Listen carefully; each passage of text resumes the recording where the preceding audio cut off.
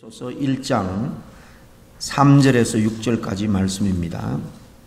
찬송하리로다. 하나님 곧 우리 주 예수 그리스도의 아버지께서 그리스도 안에서 하늘에 속한 모든 신령한 복을 우리에게 주시되 그 창세전에 그리스도 안에서 우리를 택하사 우리로 사랑 안에서 그 앞에 거룩하고 흠이 없게 하시려고 그 기쁘신 뜻대로 우리를 예정하사 예수 그리스도로 말미암아 자기의 아들들이 되게 하셨으니 이는 그가 사랑하는 자 안에서 우리에게 거저 주시는 바 그의 은혜의 영광을 찬송하게 하려는 것이라. 아멘. 이 앞에 1절, 2절 말씀, 인사에 해당되는 말씀을 우리가 3번에 걸쳐서 봤습니다. 오늘은 이 에베소서 4번째 시간, 이제 본론에 들어갑니다. 이 1장 인사에 해당되는 이 서론 부분 다음에 이제 본론적인 내용이 나오는데요. 오늘 3절부터 전체가 이제 23절까지 되어 있는데 내용을 쭉 읽어보면 크게 이 글의 형식상 두 부분으로 나눌 수 있습니다. 이 3절 찬송하리로다 이렇게 시작하는 찬양이 나오고요. 그다음에 15절부터 보면 이 기도의 형식으로 또 쓰여져 있는 것을 볼 수가 있습니다. 오늘 찬송하리로다, 찬양하리로다 시작되는 이 찬양의 글인데 이 찬양의 이유는 한마디로 말하면 앞에 3절에 잘 나와 있습니다. 하늘에 속한 모든 신령한 복을 우리에게 주시되 하늘에 속한 신령한 복을 주신 하나님을 바울은 감격하면서 같이 찬양합시다. 이렇게 시작을 합니다. 제가 서론 시간 첫 시간에도 말씀드렸습니다만은 에베소서는 짧은 책이지만은 아주 영적으로 또 교리적으로 아주 깊은 내용들로 아주 조직적으로 체계적으로 잘 쓰여진 책입니다. 이 하늘의 신령한 복, 이 복이 뭐냐? 오늘 1장에 이 신령한 복은 바로 가장 기본이 되는 또 근본이 되는 구원의 복인데 이것은 삼위일체 하나님의 역사를 통해서 우리에게 주어졌다. 그래서 이 복을 받은 믿음의 사람, 성도가 함께 지체가 되어서 교회를 이룬다. 이 교회를 통해서 하나님이 만물을 새롭게 하고 통일하는 이 타락한 세상의 모든 피조 세계를 이렇게 종결할 거는 종결하고 새롭게 해서 회복하여 만물을 새롭게 하고 하나님의 나라를 완성하는 그 일을 위해서 하나님이 이렇게 우리들에게 특별히 신령한 복을 주시고 교회로 함께 모아주셨다. 그래서 에베소서는 오늘 1장 내용은 이 교회의 지체되는 우리 성도들이 어떻게 복을 받아서 이 구별된 주님의 몸된 교회의 지체가 되었느냐, 그리고 우리가 함께 모여서 교회로서 우리가 뭘 위해서 섬겨야 되는가, 이 구원론과 그리고 이제 2장부터 보면 구원 얻은 우리들이 어떻게 교회를 섬겨야 되느냐, 이 교회론에 대해서 잘 설명을 해주고 있습니다. 3절 다시 읽겠습니다. 찬송하리로다. 하나님 곧 우리 주 예수 그리스도의 아버지께서 그리스도 안에서 하늘에 속한 모든 신령한 복을 우리에게 주시되 그랬죠. 바울은 지금 감옥에 있지만은 자기에게 넘치는 하나님의 복을 생각하면서 성도들에게도 찬양을 권면하고 있는데 함께 우리가 누리는 이 복, 이것은 하늘에 속한 신령한 복입니다. 세상이 줄 수 없는 이 복, 이 복을 받아 누려서 에베소 교회를 형성하고 머리 대신 주님을 중심으로 하나님께 영광을 돌려드리고 또 하나님의 동력자가 되어서 이 땅에서 정말 세상에 그 누구도 얻지 못한 정말 하나님의 나라의 영광을 향해서 또 하나님 나라 백성으로 살아갈 수 있는 특권을 우리가 누리고 있는데 마땅히 무엇보다도 이 복을, 이 하늘에 속한 신령한 복을 인해서 우리가 찬양해야 되지 않겠습니까? 라는 것입니다. 그 찬양할 이유는 하늘에 속한 신령한 복을 받은 우리들이 정말 마음과 이렇게 힘을 다해서 찬양하는 것, 복 주신 이에 대한 마땅한 예의라는 것입니다. 좀 더 구체적으로 이 신령한 복이 뭐냐? 세상이 줄 수 없는 육신적인 복이 아니에요. 세상이 줄 수 있는 그런 복이 아니고 우리가 하나님을 잘 믿으면은 육신적인 그런 축복도 받아 누릴 수 있습니다만 그보다 더 근본적이고 중요한 신령한 복이라는 거예요. 신령한 영적인 복이라는 것입니다. 영적인 복. 이것은 철저하게 하나님과 관련되어 있어요. 성령님과 관련되어 있습니다. 삼위일체와 관련되어 있는 하나님만이 줄 수 있는 복인데요. 이것은 하나님으로부터 오는 것이고 하나님과 관계 속에서만 누릴 수 있는, 하나님을 떠나서는 결코 우리가 받을 수 없는 것입니다. 샤머니즘적이거나 기복적인 그런 뜻으로 오해하면 안 된다라는 것입니다. 이것은 바로 하나님께서 자신의 백성을 구원하시려고 베풀어 주신 바로 구원의 은혜, 구원의 복을 말하는 것입니다. 믿는 우리는 하나님이 주시는 이 하늘의 신령한 복을 이미 은혜로 받았으므로 그 하나님의 큰 사랑으로 베풀어진 구원받은 하나님의 백성답게 우리가 감사하면서 살아야 되지 않겠느냐. 찬양하면서 세상에서 우리가 뭐 이런저런 덤으로 얻는 그런 축복이 사실 없을지라도 우리는 정말 말로 다 할 수 없는 세상의 그 어떤 것으로도 우리가 얻을 수 없는 하늘의 복, 구원의 복을 얻었으니 우리가 찬양하자. 바울은 지금 감옥에 있습니다. 감사할 조건이란 하나도 없습니다. 그러나 그는 그 속에서 구원의 은혜, 구원받은 축복만 생각해도 이렇게 벅차오르는 감격으로 찬양하면서 함께 찬양합시다. 이렇게 에베소서를 쓰면서 시작하고 있는 것입니다.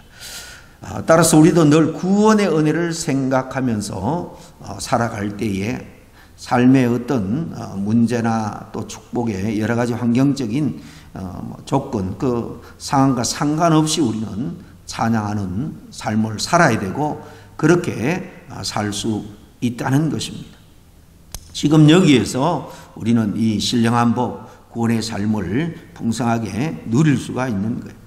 바울은 하늘에 속한 이 신령한 복을 설명하면서 이 복이 성부, 성자, 성령, 삼위일체 하나님과 각각 어떻게 관련이 되어 있는가라는 것을 말씀하고 있는데요. 오늘 읽은 이 본문에는 바로 삼위 하나님 중에서 성부 하나님께서 이 구원을 위해서 베푸신 또 가장 기본적인 기초적인 복이 있다는 것입니다. 그것은 하나님이 일찍이 모든 것을 계획하시고 예정하시고 선택해 주셨다. 선택의 복, 이 과거적인 성격이 있습니다. 그리고 이제 다음 토요일 읽게 될 7절부터 보면 12절까지는 성자 예수님이 베푸시는 복입니다. 이 구원을 위해서 직접 이 땅에 오셔서 십자가를 지시고 그 십자가에서 이 구원을 가로막는 우리 죄 문제를 해결해 주셨다. 그래서 오늘 우리가 이 땅에 살아가는 동안 현재적으로 예수 그리스도를 믿음으로 구원을 받고 또 이 땅에서 믿는 자들이 구원의 복을 누리며 살아가야 된다 하는 것을 말씀하고 13절부터 14절까지는 삼위 하나님 중에서 성령 하나님께서 베푸시는 복, 장차 누릴 복이죠. 성령은 그 예수님을 믿게 하고 우리에게 감동을 주셔서 구원의 그 하나님의 예정과 선택 그리고 십자가에서 대속의 모든 삶, 그러니까 죄값을 다 일시에 완전하게 갚아주셨다 하는 것을 우리가 믿게 되는 것은 성령의 능력.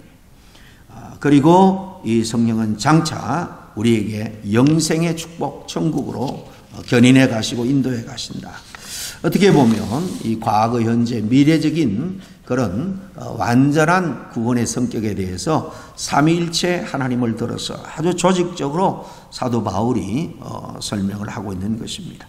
이 신령한 복에 대해서 이제 말씀드린 것처럼 좀 더 구체적으로 살펴보면 오늘 이 성부 하나님과 관련된 이 신령한 구원의 복, 그것은 바로 하나님이 일찍이 예정하시고 선택하셨다는 거예요. 저와 여러분이 선택받았기 때문에 우리가 믿게 되고 성령의 역사로 믿게 되고 하나님의 자녀가 된 거예요. 이 선택은 오늘 언제 되었냐? 창세 전에 이미 되었다라고 말합니다. 참 놀랍죠. 선택의 시기는 창세 전에.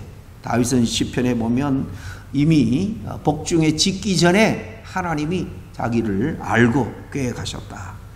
이는 신약에만 나오는 이야기 아닙니다. 구약에서도 믿음의 사람은 우주 만물을 바라볼 때에 그냥 급조되거나 임시 방편적으로 일들이 되어지는 것이 아니고 이 전지전능한 하나님의 심오한 그 섭리와 계획 속에서 다 진행되고 있구나.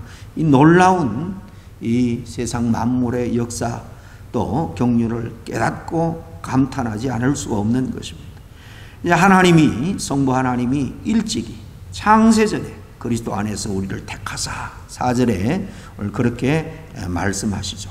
우리 인간을 향한 이 사랑의 선택은 하나님의 심오한 그 지혜를 동원해서 그렇게 계획하셨다라는 것을 알 수가 있습니다. 바울은 하나님께서 만세전에 자기 자신을 이렇게 택했다 하는 것을 사실 믿고 확신하고 있는 것입니다. 이것은 논리적으로 사실 이해할 수 있는 것이 아니죠. 이것은 믿음으로 체험하고 확신하고 또 그에 대해서 우리가 감사하는 삶을 살 수가 있는 것입니다. 이에 대해서 이 존 칼빈은 이렇게 말합니다.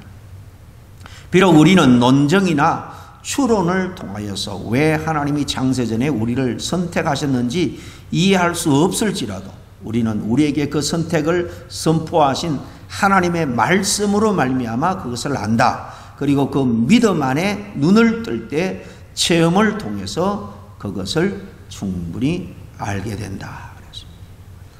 여러분, 하나님을 위해서 고난받고 순교까지 하는 믿음의 사람들이, 하나님의 그 일꾼들이 어떻게 정말 세상의 부귀영화를 다 내려놓고 이 고난의 길, 순교의 길을 걸어갈 수 있겠습니까?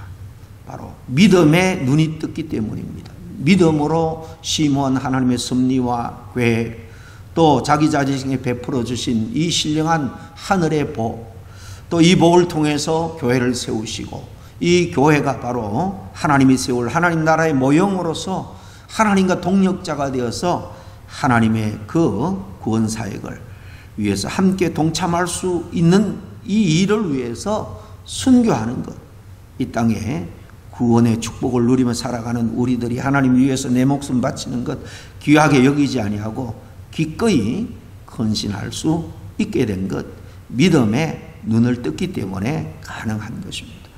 하나님께서 나를 만세전에 이렇게 선택했다. 이 선택 교리는 믿음과 체험을 통해서만 우리가 확신 가능합니다. 수많은 이들 중에 나를 선택하신 것은 하나님의 선물이고 신령한 축복이 아닐 수가 없습니다. 우리는 이 하나님의 선택에 대한 확신을 가지고 신앙생활을 해야 되는 것입니다. 이 선택의 목적이 그러면 뭐냐? 시기는 이렇게 창세 전에 왜 우리를 선택했냐? 4절 하반절에 보면 첫째는 우리로 사랑 안에서 그 앞에 거룩하고 흠이 없게 하시려고 그랬습니다. 우리로 하여금 그 에덴 동산에서 인간의 육신의 정욕, 안목의 정욕, 이생의 자랑, 이 사단의 그런 미혹에 이끌려서 금단의 실과를 탐욕을 품고 먹음으로 말미암아 죄를 범했죠. 하나님을 거역한 것입니다. 하나님의 뜻을 거역하고 하나님의 법을 불순종한 것입니다. 이것이 죄인데 다시 우리로 하여금 거룩하게 하고 성결하게 하고 하나님 앞에 전적으로 정말 헌신하고 순종하는 삶을 살도록 우리를 선택했다라는 것입니다. 이것이 선택의 첫 번째 목적입니다. 우리를 거룩하고 흠이 없는 존재로.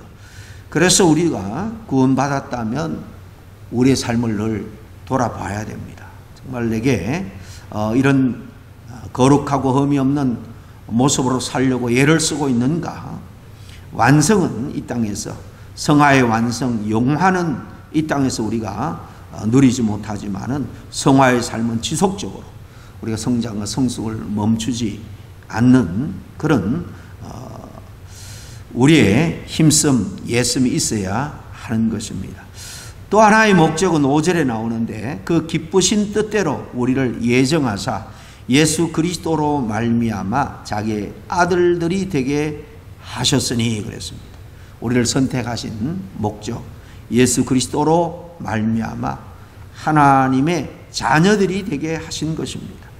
이제는 내가 사단의 종로가 됐습니다. 이 사단이 죄로 우리를 끌고 가죠. 우리는 그래서 사단의 자녀고 죄의 자녀입니다. 세상의 자녀였습니다. 그러나 우리를 이제 하나님의 자녀 되게 해 주셨습니다. 하나님의 자녀가 받는 축복을 누리면서 살아가게 하기 위함이죠. 얼마나 큰 축복이고 정말 놀라운 은혜인지 모릅니다. 그리고 또 6절에 보면 이는 그의 사랑하는 자 안에서 우리에게 거저 주시는 바 그의 은혜의 영광을 찬송하게 하려 함이라.